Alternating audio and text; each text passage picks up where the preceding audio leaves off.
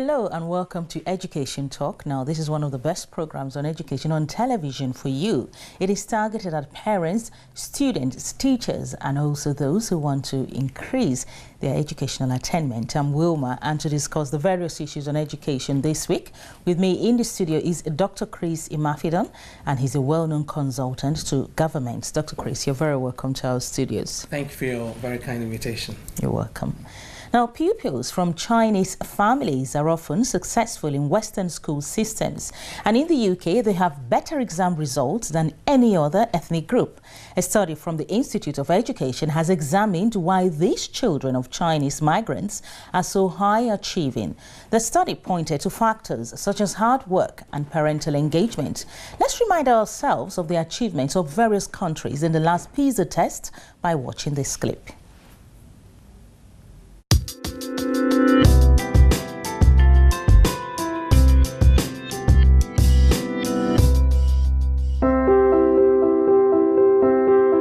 What do students know, and what can they do with what they know? More than 500,000 15-year-olds took part in the OECD's latest global education assessment, known as PISA. The main focus was on math, a subject that is so crucial for social and economic progress. What returns are they getting on their investment? Asian economies filled the first 7 places. Top performers, like Shanghai in China and Singapore, even extended their lead since the last PISA test. Some countries, like Qatar, Kazakhstan, and Malaysia, have improved a lot, but from low levels. And some countries that have invested in education reform have seen strong results, including Israel, Brazil, Turkey, Mexico, Portugal, Italy, Poland, Germany, and Greece. It is vital to give every student a chance to succeed, and the best performing education systems show that's actually possible. They have high expectations for every student. They attract the most talented teachers into the most challenging classrooms. And they combine professional autonomy with a collaborative culture across teachers and schools. The PISA test revealed the impact of efforts by some countries to help their weakest students. Between 2003 and 2012, Brazil, Mexico, Tunisia, and Turkey saw a significant drop in the share of students performing at the lowest levels, as did Poland and Germany.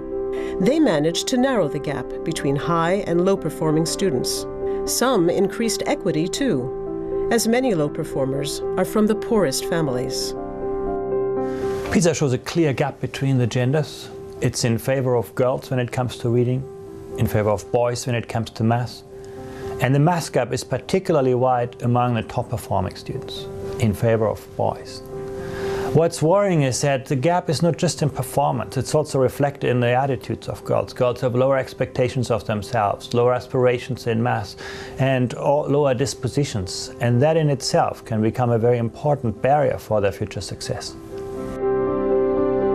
The OECD's PISA test shows that every country can improve its education system, even the best. Investing equitably is essential.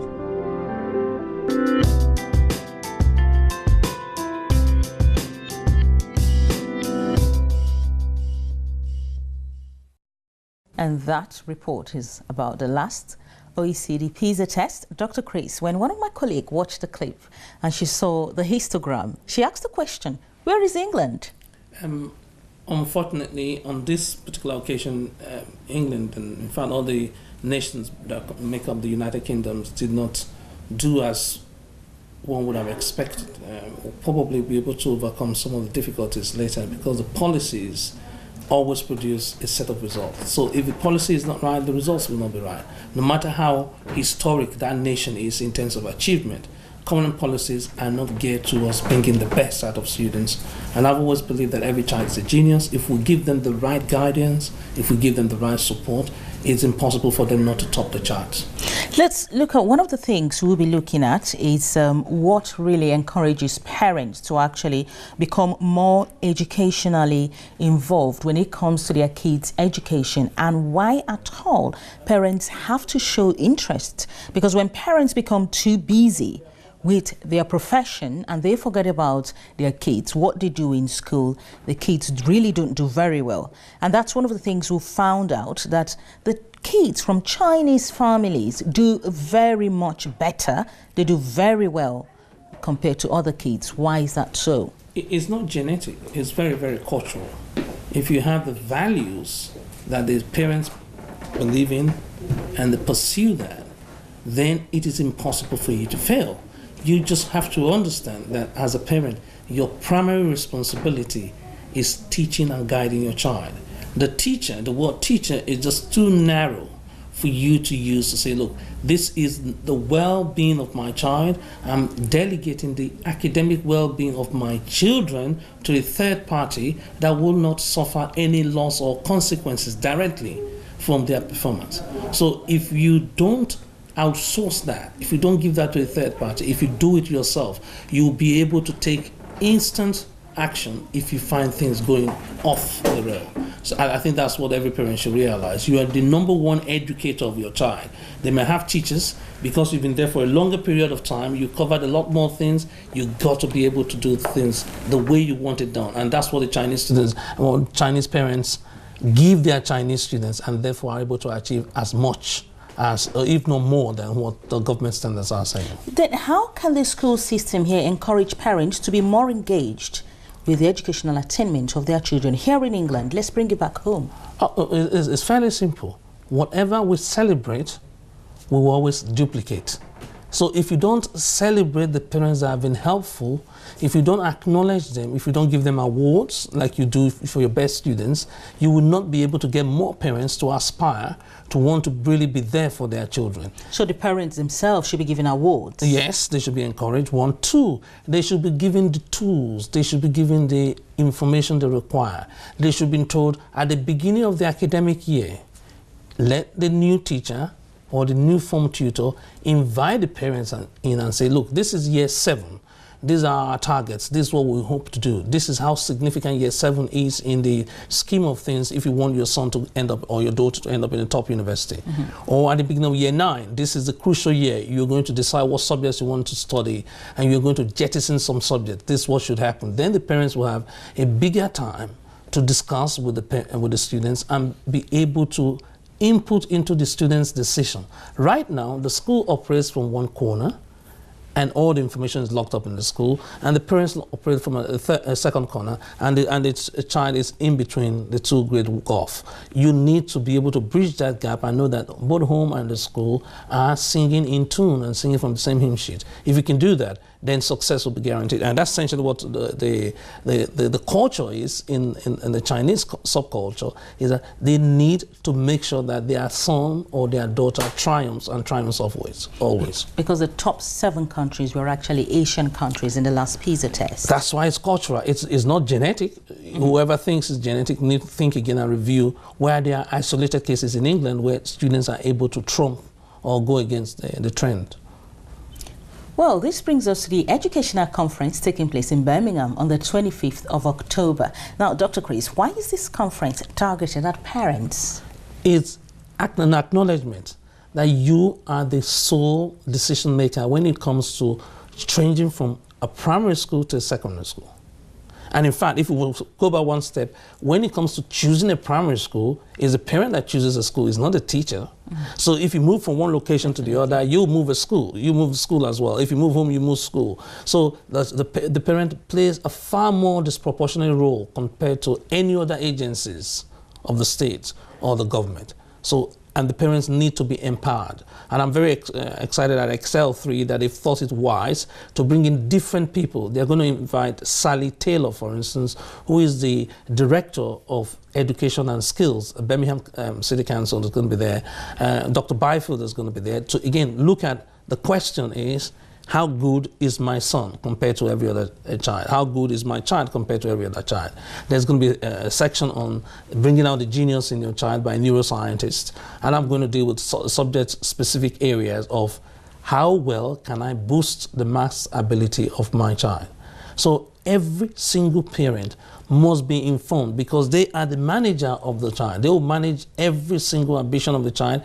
They are the best people to observe the child under natural conditions, not under test conditions, and be able to say, oh, this child has an aptitude for talking, or has an aptitude for singing, or has an aptitude for dancing. You must establish the aptitude of the child that you're going to build on. If you don't have that, you can't do it.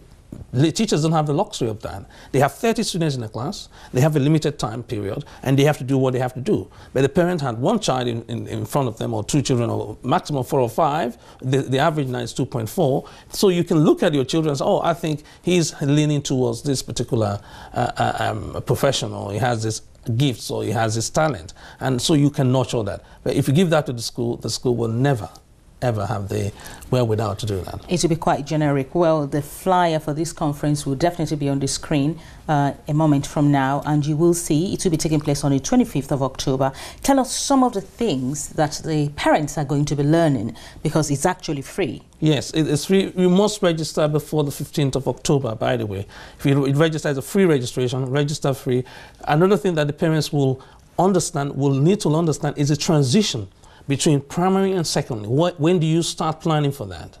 They need to find out the transition between secondary and the sixth form. When do you plan for that? How long does it take to make a very competitive application?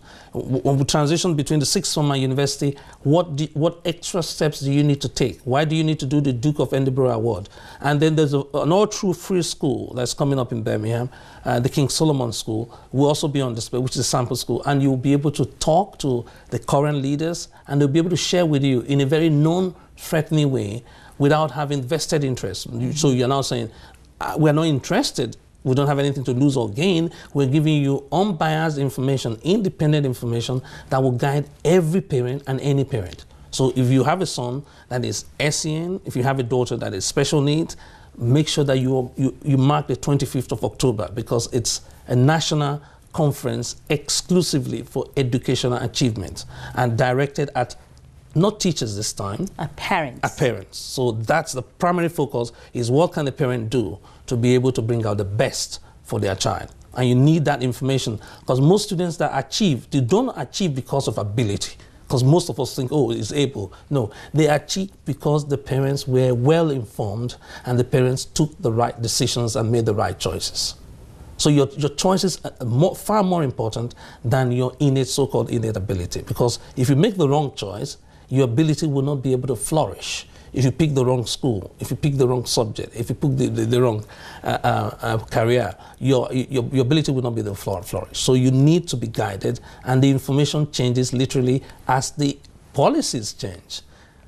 As the policies change, why do the policies change? They change because the government changed. If the government changes, the policy means it's going to change. It follows that the policy will change. Even if the government does not change, if the personality, the Secretary of State for Education is changed, what happens? The emphasis changes. And if it changes, the whole game changes. System, yes. So that's the reason why every parent needs to be able to be up to date and be abreast with government changes and how they can use the new changes to the advantage of their children. Well, it is said that knowledge is power, and you're wondering, how can I bring out the best in my child when it comes to education?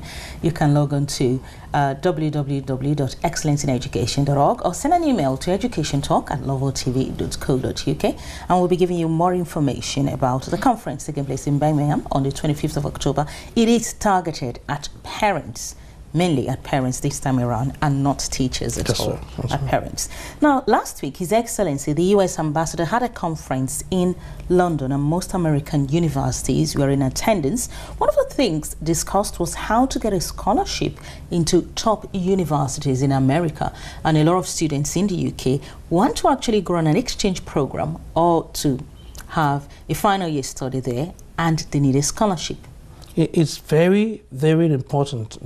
The quote you gave now, it's not just a thought, it's not a quote, it's a reality. It depends on the amount of information you have. There are some colleges, real Ivy League colleges, that will accept 1 year abroad. I mean, you come in, you do 1 whole year. Others will come in, you do a semester. And that's paid for by their endowment. So what you need to know is which university or which college has the endowment for the career you want to pursue. So if you want to go into journalism or mass communication, there are colleges specifically looking for intercultural exchanges between Europe and America and to get a perspective of the European way of thinking. And they will be very, very happy to have students that are already enrolled on a degree program here. That's the only thing you need as a requirement. Enrolled on a degree program, have successfully completed 1 year. You want to do your 2nd year in the United States, or you want to come and do part of your 3rd year in the United States. And then you come back and you write a project or you write a dissertation for them. That's what that's what they're looking forward to. They want to get your perspective. So that's one way any child, any student attending any university in Europe can get a fully funded, all paid expenses. 1. 2, those that have done the GRE. The GRE is a multiple choice assessment. You can also have your GRE done. If it's high enough, it's in the top 15%, you get an all expenses paid master's program.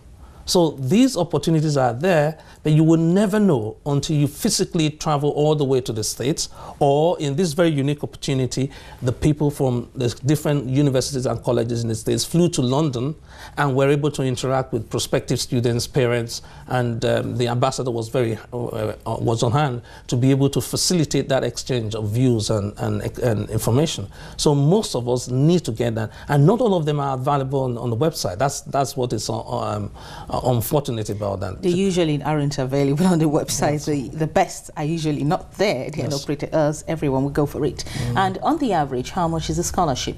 It's over $40,000 a year, between $40,000 and $60,000. And if you, for instance, doing a medical program or you're doing a clinical related program, you can have your elective or your posting done either in Johns Hopkins or in UCLA Medical School. So there are pockets of places where they are honestly looking for your unique experience of seeing pathologies and what type of disease pattern do you see in Europe or in your part of the world that may not be available to them in the States. So that's the reason why they are very keen. The exchange benefits both the students and the institution, because there's a write-up at the end of it. Is that the main criterion? Is that what they are really looking out for? Your unique experience that you have here in the UK that they don't have in the States? Because some parents will be wondering, what are the criteria?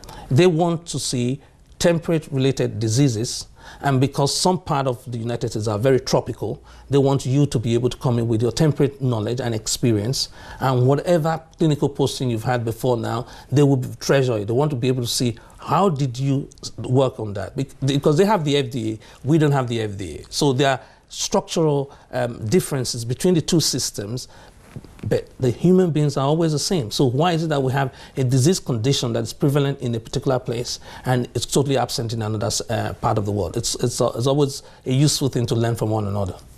Now, it's often said that education is key to business, and we have a summit coming up in November. It's the Small Business Success Summit.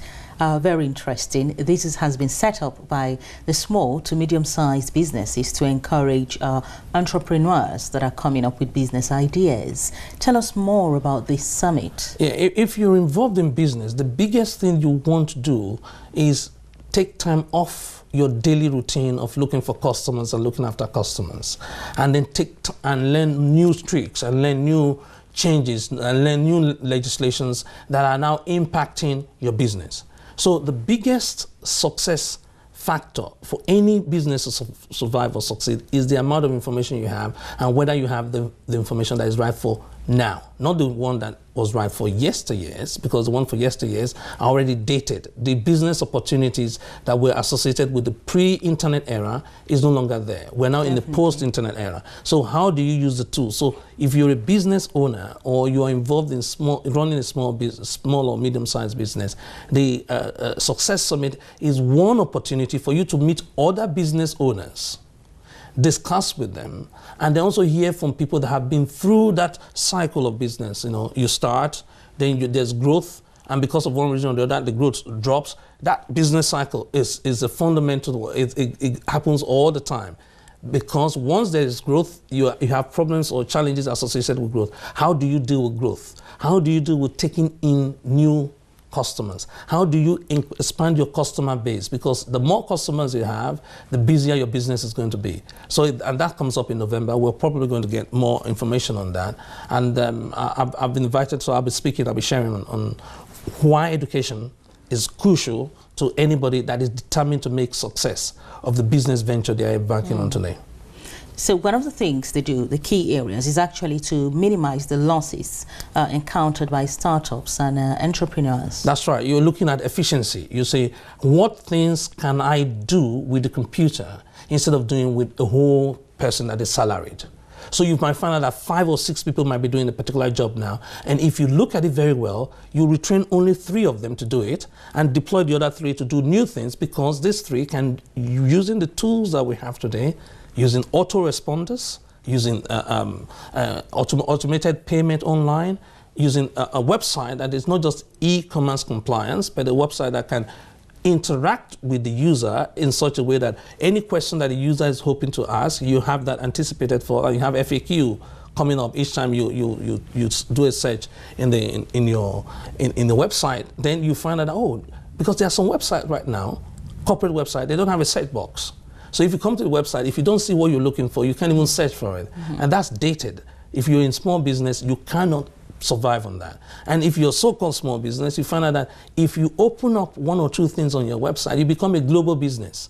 So you're transforming from being a small business, looking at a locality and seeing people now coming to you through Google to be able to interact with you or to want to buy or purchase some of your things. So what do you do as a small business with Google search? What do you do with Google Map? Because there are no yellow pages anymore. Most people are not looking for custom just because, oh, I want to buy one or sell 1 or 2 things. I go to yellow page. No, you don't. You go through a particular online search. How do you optimize a search so that when they do a search on a keyword, it comes straight first to your business, or you appear on page 1 on Google? So those are things that every single business, no, I don't care what genre you are, I don't care what sector you are, it's indispensable in today's world. And you need that information. It's just education that stands between success and failure sometimes when it comes to SMEs. Education stands between success and failure. You know, the man of God, Pastor Chris, has said this month is a month of supernatural help. And 20 years ago, he actually said the internet will be the new trend in the world. The internet is actually something that the world will not be able to do without. And that's the future of businesses, the future of ministry, the future of evangelism. And that's exactly what you're saying. Yeah, it's mass communication. If you want to communicate with a lot of people, you got to declare a tool that communicates with a lot of people. If I set up a website today in London, 15 minutes later, if I use the right keywords, someone in Los Angeles will pick up that website. Just 15 minutes later. That's how fast the trawler goes now. So if you don't use the internet, you might as well pack up and go home. You might as well pack up and go home. Let's talk about the Cambridge program you had in Cambridge involving the MP at the university. Now, why this program? Tell us, first of all, more about this program and what would any student benefit from such a program? Why Cambridge in the first instance? Cambridge has shown leadership in terms of producing discoveries and opportunities. It's one university that has produced more Nobel laureates than any other, and most people may not be aware of this. The process of producing winning Nobel Prize means that you discover something. I mean, you uncovered what was there before but was not known to man. So they've been very prodigious in terms of producing Nobel laureates, and because of that, leadership. If you want to lead in any area, you want to be current and you want to be cutting edge. That's why Chika and her team set up the Cambridge Leadership Program. So they bring in students from all over the world, very, very diverse students, and get them to experience that environment that produces discoveries. So you find out that there's something in everybody right now on the planet that you need to discover. So if you don't discover it, I will suffer the loss of it, because this generation will not be aware of that opportunity, will not be aware of the blessing that comes with your discovery. How long is the program, and is it free for any student to attend? I think it's subscription based. If you send us an email, we'll be able to forward it to the next one that's coming up in the summer. So, so it puts every single student attending in a position of leadership.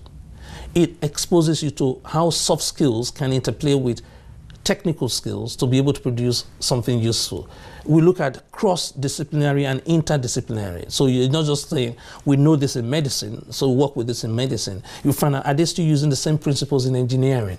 If they're using the same principles in engineering, can we apply it to medicine? Or are they using advanced principles in engineering? I really have to cut you short here because we're running out of time. But just before we go, let's talk about a half-term revision course for students and your Excellence in Education program that is now well established. Why should other schools adopt it? Because we don't all move at the same pace. If you have half-term, that's what happens in a football match. At half the time, everybody shuts down, reviews the strategy. You now talk to your players what you should do differently, knowing that because you're losing, you want to make sure you catch up, or you're winning, you want to make sure you maintain your lead. So halftime should not really be a break. It should be a time for reflection. For those that are already ahead, what did you do well, and how can you continue to do that? For those that are struggling, it's a time for you to recover and say, what points did I not get cleared? So you pay attention to each individual student. Everyone is an individual. The problems are very individualistic. It's not generic at all. You have enough time for each student. Yeah, it's a personal review. The student will write, what did I do wrong in the first half of the term? Then a mentor will come in, which is another student that just a few years ahead of them, and say, oh, when I was in year 9, I did this, but I did that as well. Then an adult will come, a teacher will come in and give you, okay, these are the reasons why most people struggle. Because if you don't get a fundamental teaching of the first week, the second week assumes you have that knowledge.